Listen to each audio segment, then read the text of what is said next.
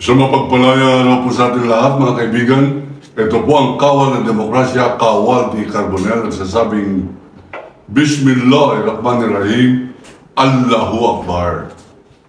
Mga kaibigan, ang pagbati na yan ay pagsasabi lamang na Diyos ang makapangyarihan at lahat po natin sinang namumutawi sa ating labi rito ay ating sinasailalim sa guidance ng Almighty God. Kaya nga po, ang ating pong pakikibaka nito ay sagrado at ating pong ipapagpatuloy ito. Doon po sa mga nagtatanong kung bakit nawawala-wala po ang ating YouTube, ito po ay sapagkat meron po talaga nagsasabotahe dito po sa ating programa. Alam po ninyo, nung ako po ay nagsunog ng bandera ng China sa harap ng Chinese Embassy bilang protesta sa ginawa nilang pagbangga ng ating mga mangingisda at iniwang sisinghap-singhap, lulutang-lutang sa gitna ng gabi, diyan po sa may Palawan, sa West Philippine Sea. Abay, napakarami pong nag-bash sa akin, yung pumuna po sa akin. Ang sinasabi nila, may topak ako. Ang sinasabi nila ay, lasing lang siguro yan. Bakit nanununog ng bandera?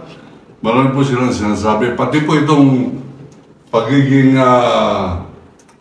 paglagay ko ng pula sa taas po natin bandera, meron pong pumupuna. Ang mga ating po mga kababayan, ang pinupuna ay kapwa Pilipino. Hindi po yung mga insik. Maawain sila sa mga insik. Maawain sila sa mga matatapang. Maawain sila sa mga tarantadong pareho ni Duterte. Pero hindi sila maawain sa bayan. Kaya po ang pula ay nasa taas, yan po ay pakikibaka. Yan ay protesta na ayaw magpasakop ng kawal ng demokrasya sa mga insik. At yan po ay pinaglalaban natin.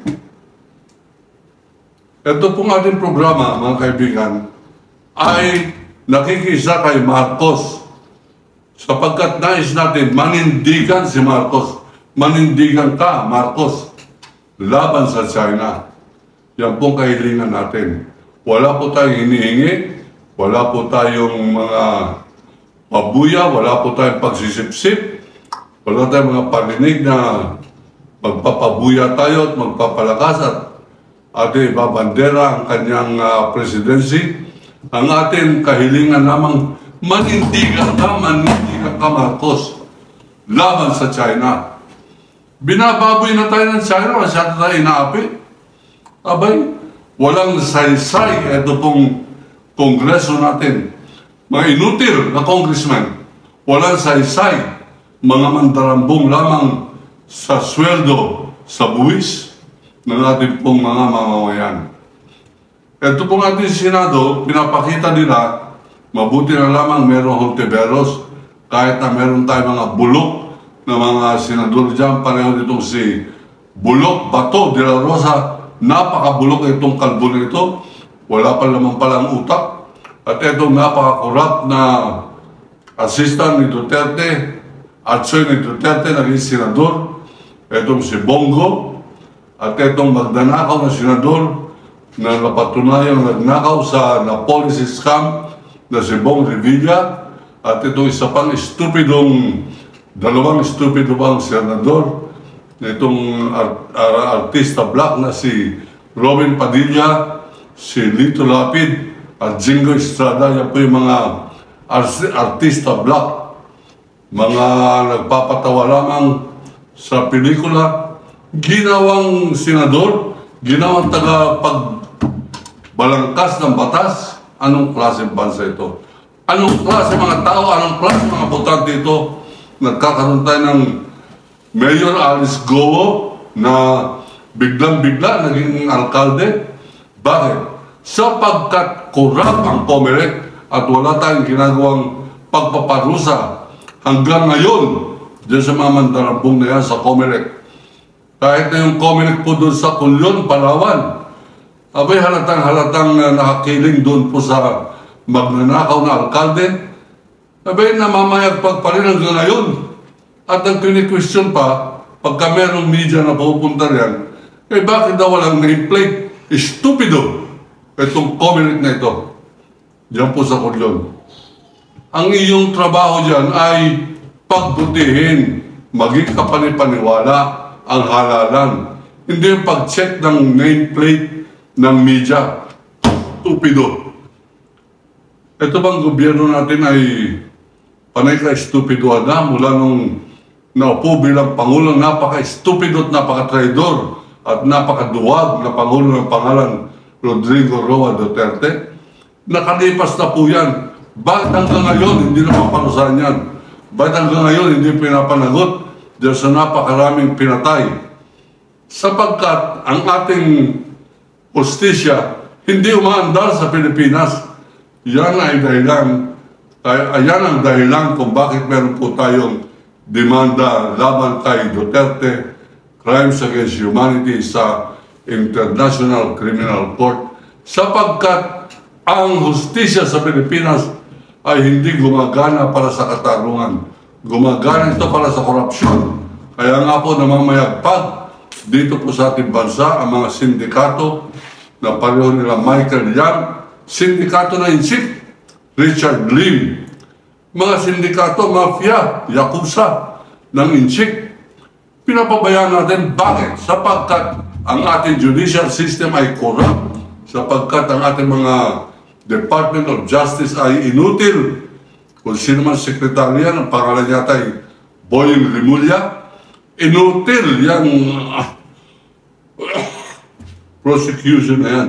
Sapagkat hindi nila na-prosecute o na-ididemanda yan pong mga kriminal na naglilipa na ngayon dito po sa Kamaynilaan.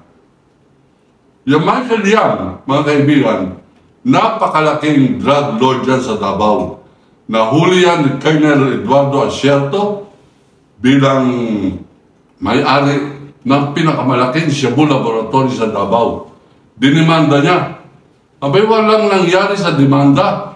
Anong ibig sabihin? Failure of prosecution or corruption of prosecution. Yan pong nangyari dyan, nakita niya, nagulat na lamang siya, Asierto, sa kasama ni Duterte nagkakampanya nationwide, etong drug lord ng pangalan Michael Yang, ang kapartner po niyan, Richard Lim. Alam na alam ng kapulisan, alam na alam ng military, alam na alam ng mga taga-Department of Justice, pero hanggang ngayon, naglilipan na po yan.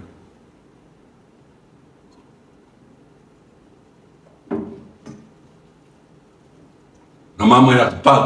Bakit? Dahil sa corruption, dahil sa failure of prosecution.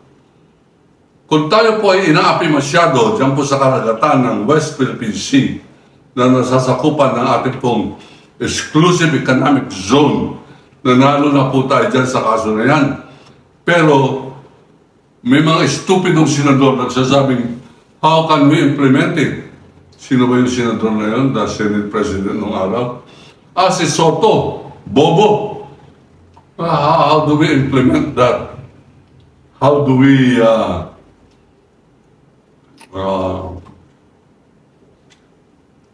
make the decision of the Permanent Court of Arbitration work? Mga gonggong. Naging senador pa. Ngayon, Itbulaga. Tama ka lang dyan sa Itbulaga. Dapat mabulagaan lang ka dyan. Ngayon, mga kaibigan, aping-aping tayo dyan po sa Palawan. Kagagaling ko lamang po sa Palawan. Kaya madalas po ako nawawala sa video. Sapagkat marami pong lugar sa Palawan, wala pa pong signal o pinuputol na ma-insik yung aking pong signal kung saan po nila ako nasusundan. Ganun pa man, ating pong pinaglalaban ang ating pong soberenya. Ang ibig pong soberenya ay yung pong karapatan natin na maging malaya, magkaroon ng sariling bansa. Karapatan po natin yan. Yan po ibig sabihin ng soberenya at yan pinaglalaban po natin.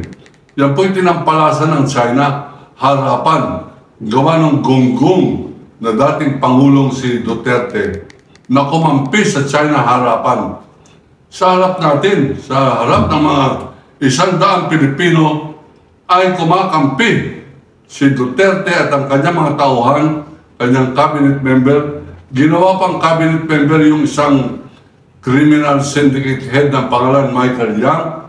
Ginawa pa pong cabinet member. Saan ka nakakita ng bansang ganyan? Saan ka nakakita ng gobyerno ganito? Saan ka nakakita ng ganito mga tao na pumapalakpak pa sa isang gunggong, duwag at traidor na dabawin nyo ng pangalan Rodrigo Roa Duwag Duterte? Saan? Dito lamang po sa ating bansa, mayroong mga Pilipinong ganyan. Dito lamang sa ating bansa na masyadong religyoso ay pumapalakpak sa taong nagsabing estupido ang Diyos at peke si Jesus Christ. Dito lamang sa Pilipinas, meron pong ganyan mga tao. At bumoboto pa ng mga gunggong ng mga senador, para nila Bato de la Rosa, Bongo, Bong Revilla, Lito Lapid, at sa susunod na halalan, kakandidato pa daw ito si Gunggong Duterte at si Philip Salvador. Anong klaseng bansa, anong klaseng tao tayo? Nakakaiyak?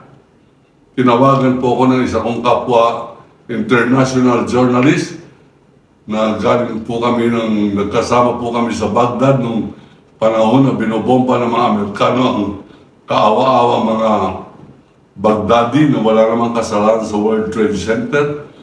Abay, nakakaya, sabi niya, grabe ang ginagawa ng China sa mga Pilipino dyan sa West Philippine Sea. Eh bakit ang mga Pilipino ay hindi nag-react? Bakit ang mga Pilipino ay masaya? Bakit wala nagrarally? Bakit? Sapagkat napakatapang ng gobyernong ito laban sa Pilipino. Pag nagrarally ka, nangunguna na doon ang mga pulis sa kanilang katapangan. Dala nila kanilang mga baril, dala nila kanilang mga pananggalang, mga baston para pukpukin ang mga Pilipino.